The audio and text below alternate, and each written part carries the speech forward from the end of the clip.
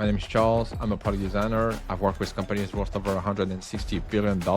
And in this video, I'm going to review a flow I found online and try to find ways to improve it, to optimize it, because so many companies don't optimize their flows enough and are probably leaving a lot of money on the table. We could pick the first one, actually, onboarding flow for 11 Labs. So 11 Labs has raised over $280 million.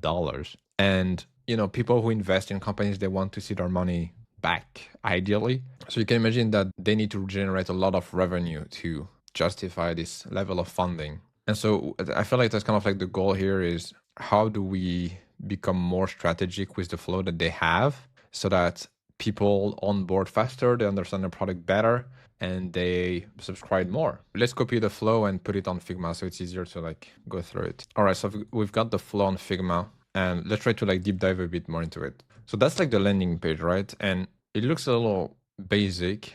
Okay, so it changed compared to what they have. I think this is still better. It's a lot more practical and useful to use.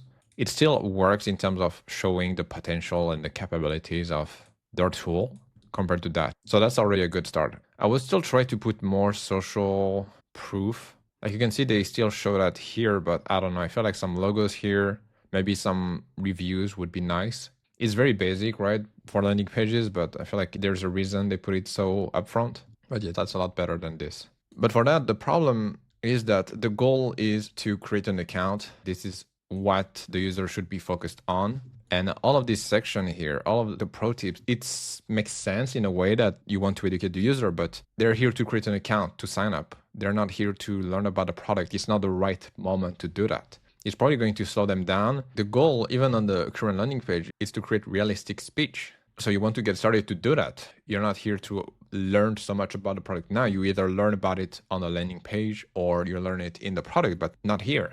And also when you keep looking at the flow, you can see that there are more pro tips, there are more latest updates, which again doesn't make much sense because even for login into your account, it's probably a matter of seconds. You don't have time to see that or to even care about that. You want to get into the product as fast as you can. But it still looks nice, and I feel like that's kind of what they wanted to do, is not just have a, just that log into your account in the middle of a white screen and that's it. They probably wanted to have some color, some brand, some information, but it's more distracting and probably not that helpful for users to do that right now. And if you want to do that, if you want to keep using that same structure, probably what needs to happen is, what's the goal? Like, what do we really want to achieve with that? Probably we want to show that there are a lot of ways that you can use this product. There are a lot of features. There is a lot of potential for you to create whatever you want to create. And they want to confirm that what you're doing right now, creating an account, is the right choice for you. Here, they want to show you that it's super easy to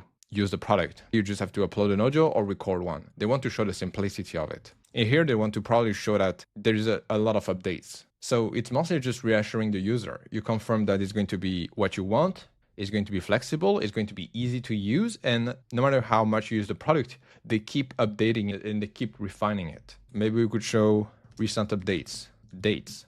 Like, when did this happen? How frequent do we get updates? Maybe we want to show a checklist of features. It's like you can do this, like just all of those things here, you want to re-emphasize that. They just saw that on the landing page. So maybe we can show that again. Like you can do all of those things with one subscription. So maybe a checklist of features would be nice instead of showing that. Maybe you could show testimonials, just one testimonial that represents their core user who they know are paying for the subscription. And they can re-emphasize why for them it's a good thing to do. And they can re-emphasize why it's worth it for you to create an account and to sign up.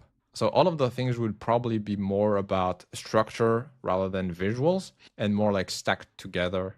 They could even A/B test that. They could just try one at a time and see which one has the best performances. And this is the first step. If you lose customers on that page, you're putting your product at such a huge disadvantage compared to other products, because this is literally like the very first step. If you drop off here, it's going to be wrong. But the motivation behind it is still good. It's about reinforcing the choice of the users that they make. You're doing the right choice by creating an account with us. So we want to, again, reinforce that and confirm that what they're doing is the right thing. There's still, in terms of visuals, it's really cool that they use their branding here and their visuals here. But I don't get why it would change so radically between this and that. And that's why probably if they want to stay standard, like it would be so much better if they just have the, the sign up here, this section, create an account, and then it turns into that model of like, we've sent you an email to your address, just sign in through it, and that's it. And you keep the same style and you're good to go. You can sign in, sign up. It needs to be a choice. It needs to stay consistent with the flow. I feel like it's a little strange that it cuts off in the middle of it. And if you want to keep going with that, you can just do that again, like here. You can darken it, like here, and have that model here, and that works as well. It's just about consistency in terms of experience. And then again here, we can reuse that same strategy. We want to reemphasize that what they're doing is right, and it's perfect for them, is the perfect solution, the perfect product to their problems. Because otherwise, log into your account, like all of this, the design is great, it works. Another small detail in terms of consistency is here it's a rounded button, and here it's a rectangular button. It's a bit different, but I'm just wondering, how to stay more consistent again with the design. We talked about the background and the layout, but just in terms of design element, how to stay consistent with that. Because you can see the design really changes between this very cool modern design and then this that's very V1. And even that is like extremely basic design compared to what they have here. So you switch from very basic, ugly, and weird to have a model with nothing, just two buttons, to that. So just small details on that. Again, you have this list instead of having those big cards. Also the cards, like you don't even know how many they are. It's just, I don't know. I think it's cool visually. It's more about the potential of what could we do instead that would make it even better. It's more about optimizing and refining rather than just changing everything on this screen. Here we might want to redo everything, but here it's already clean. And then it's also confusing because we again change style. So I'm pretty sure that this is the updated version of the design and this is more of what they had before and that they're working on updating, probably. But it's very basic and very strange. Something that many companies do is they have the questions here, and then on this page, they have the screen right here that represents. So if you have like, what's your name? Then as you type it, you would see it appear here. And I feel like that could add another level of personalization, and you could reuse that same layout, put that interface in there and have it evolve as you write your name and answer the questions. It kind of ruins a bit the experience and the brand, in my opinion, because you go from this very cool, colorful, 3D style, modern design to that very ugly, basic, and it's not that difficult to improve and to change. I want to check if you can skip every step or not. And it's also, it kind of ruins it because we've been pitching about how the product is amazing, how you have so many easy features to use, how it's always updated, to doing that, like, what's your name? How did you hear about us? What describes you? Well, it's, kind of kills a little bit the momentum that we've been building up from the landing page up to this point. Also, the cards are not, the width between the cards here and the progress bar are not the same. I don't know, it feels very, very strange. It's not even the same spacing, right? 28. Yeah, that's not the same spacing. 30. And here it's probably 26.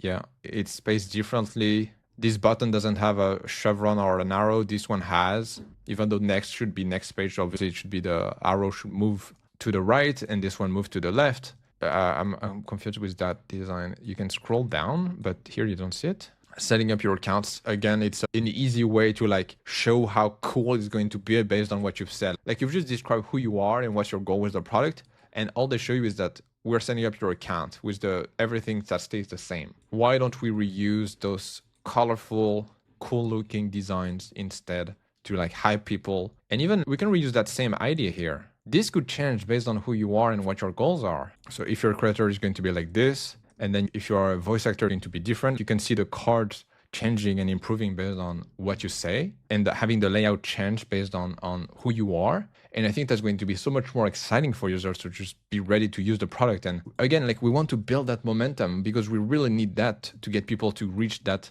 moment where they realize how cool and valuable that product is. We need to push them to get to that point.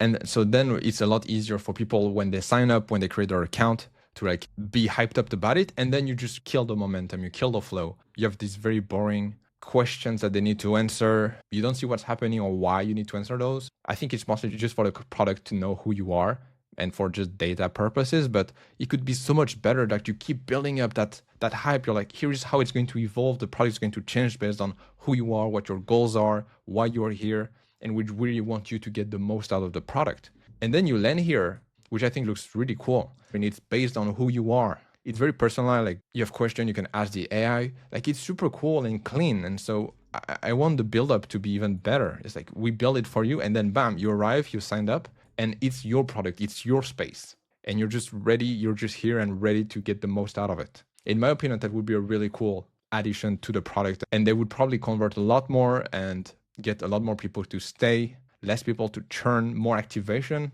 Like that build up is going to activate them a lot more, and they're going to be even more excited to use all of those features and understand what the product is. And even here, like we could have a checklist. We could ask a question like, what's your goal with a product? What do you want to do here? Is it text to speech? Is it voice changer? Is it sound effects? And based on that, we could change the homepage to have those specific tasks of like, here's how you can create this instant speech. Let's do it together for the first time, and then you understand how it works. And it's going to help them slowly learn about the interface, about the product. It's going to be a lot smoother for them than just dropping here and like, okay, what is all of that? What do I do now? So that could be another layer of personalization that's going to really increase activation and retention, subscribing as well. Because the more they see the value for them in the product, the likelier it is that they're going to pay for it. The faster they understand the value of the product, the easier it is for them to use it, the more they're going to subscribe. Thank you so much for watching this video. I really hope you liked it. Make sure to leave a like and subscribe. Also, YouTube thinks you will like this next video. So, if you haven't watched it already, have a look. Bye.